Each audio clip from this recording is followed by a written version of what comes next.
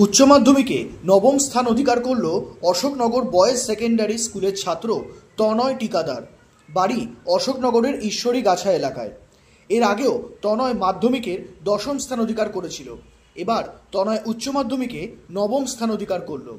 উচ্চ মাধ্যমিকের রেজাল্ট নিয়ে উচ্ছ্বসিত তনয় সহ তার গোটা পরিবার। মোট 6জন গৃহশিক্ষক ছিল তনয়ের। দিনে 7 থেকে 8 ঘন্টা পড়াশোনা করত তনয়। এছাড়াও পড়াশোনা বাদ দিয়ে গল্পের বই পড়া, সিনেমা দেখা পছন্দ করে তনয়। তার এই রেজাল্ট নিয়ে তনয় টিকাদার জানান,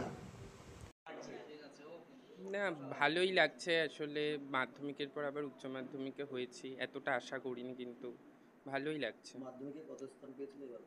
মাধ্যমিকে দশম, এবার নবম। 489। না, প্রথমে তো আমাকে বাবা বলেছিল, তারপর আমার ইংরাজি গৃহশিক্ষক ফোন করেছিল। আমার মোট 6জন গৃহশিক্ষক ছিল, আর পড়াশুনো 7 থেকে 8 ঘন্টা সেরকমভাবে হিসাব করে পড়ি। Ashoknagar boys secondary school. গল্পের বই পড়া, সিনেমা দেখা। না, খেলাধুলো সেরকম। ভবিষ্যতে ইউপিএসসি সিএসসি দিয়ে আইএএস অফিসার।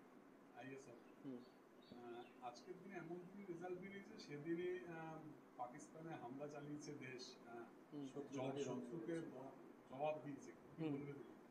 না, এটা তো খুবই গর্বের বিষয় যে একটা দেশ কোনো একটা পদক্ষেপ নিয়েছে, সেটা আরো দূর এগাক, এটাই চাইবো।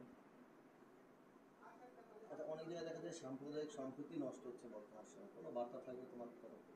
হ্যাঁ, সাম্প্রদায়িক সম্প্রীতি যে নষ্ট হচ্ছে, এটা তো মানে মানুষেরই সৃষ্টি। মানুষরাই রাজনীতির জন্যেই আর কি এটা করছে, যে রাজনীতির বিভিন্ন দলগুলো আর কি একটা সম্প্রদায়কে উস্কে দিয়ে আর একটা সম্প্রদায়ের বিরুদ্ধে করছে। এটা তো মানুষেরই সৃষ্টি, তো এটাকে বন্ধ করতে মানুষকেই আর কি এগিয়ে আসতে হবে। যদি আমরা সচেতন না হই, তো রাজনৈতিক নেতারা তো এরকম করেই যাবে।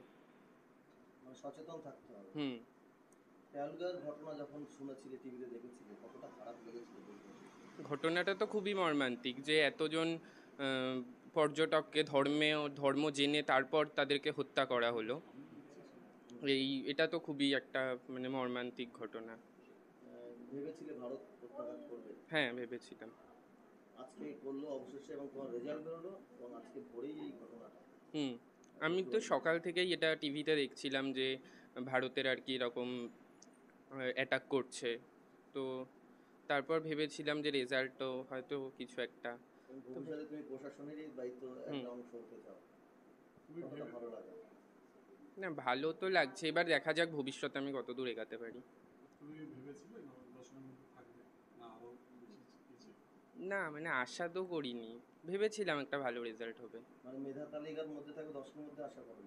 না, সেরকম কিছু ভাবিনি। কি নাম তোমার? তনয় টিকাদার। অন্যদিকে তনয়ের এই রেজাল্ট নিয়ে উচ্ছ্বসিত বাবা অভিজিৎ টিকাদার জানান, আনন্দ তো হচ্ছেই, সবই ওর একটা মানে সমাজের প্রতি দায়ভার যদিও বহন করতে পারে, এই যে রেজাল্টটা করলো সবাই উচ্ছ্বাসিত, এমনকি গৃহশিক্ষক থেকে বাড়ির প্রত্যেক গার্জেনও এটার জন্য উচ্ছ্বাসিত। স্কুল থেকে ফোন করে? হ্যাঁ, স্কুল থেকে ফোন করে জানিয়েছে, স্কুলের মাস্টারমশাইরা খুবই আনন্দিত। ছেলে কি হতে চায় শুনেছেন? হ্যাঁ, শুনেছি আইএস নিয়ে পড়াশোনা করতে চায়, ইউপিএসসিতে বসবে, ওই আইএস নিয়ে পড়াশুনো করতে চায়, কিন্তু হচ্ছে কি আমাদের মতন ঘরের বাচ্চারা ওই জায়গায় পৌঁছতে পারবে কিনা, এটা একটা ব্যাপার। আমি ধানের কাজ করি, ধান থেকে চাল হয়, সেই কুটিয়ালি কাজ করি। নিজস্ব ব্যবসা আছে, নিজস্ব কাজ করি। সেটা তো একটা বাধা ওর জীবনে এসে দাঁড়াবে, কতটা সম্মুখীন হলে মানে কতটা কিভাবে কি করতে পারবো, সেটা একটা ব্যাপার হয়ে দাঁড়াচ্ছে। মানে সরকারি সাহায্য বা বেসরকারি সংগঠন সাহায্য করলে আরো ভালো হয়। সে তো হয় বই কি, মানে পড়াশোনার ক্ষেত্রে সুবিধা হয়। পড়াশোনার ক্ষেত্রে সুবিধা হয়। অসুস্থ হয়েছিল ছেলে পরীক্ষার আগে? পরীক্ষার আগে ও অসুস্থ হয়নি, ওর মা অসুস্থ হয়েছিল, এমন একটা অবস্থা হয়েছিল, জিবি ভাইরাসে আক্রান্ত হয়েছিল। এমনকি মানে হসপিটাল থেকে খুব বাজে একটা সংবাদ আমাদের কাছে পরিবেশন করা হয়েছিল, যেটা কিনা ওর ক্ষেত্রে খুবই খুবই খারাপ একটা দিক, কিন্তু তা সত্ত্বেও ওই একটা জায়গায় পৌঁছতে পেরেছে, সবাই খুবই আমরা আনন্দিত। কি নাম আপনার? তনয়, আমার নাম হচ্ছে অভিজিৎ টিকাদার। ব্যুরো রিপোর্ট, নজরে বাংলা। এয়ার ইনফ্রাস্ট্রাকচারের উদ্যোগে অহনা অ্যাপার্টমেন্ট বারাসাতের হৃদয়পুরে নৃপেন ঘোষ সরণিতে তৈরি হচ্ছে নতুন আবাসন প্রকল্প। থাকছে একগুচ্ছ বিশেষ সুবিধা, লিফট থেকে শুরু করে ডিপ টিউবওয়েল, এছাড়াও থাকছে সাউন্ড প্রুফ জেনারেটর এবং কার পার্কিং এর সুবিধাও। এখানে 2 এবং 3 BHK ফ্ল্যাট রয়েছে, এছাড়াও থাকছে আরও একগুচ্ছ বিশেষ সুবিধা। বিস্তারিত জানতে ফোন করুন স্ক্রিনে দেওয়া ফোন নম্বরে। সাধ্যের মধ্যে স্বাদ পূরণ।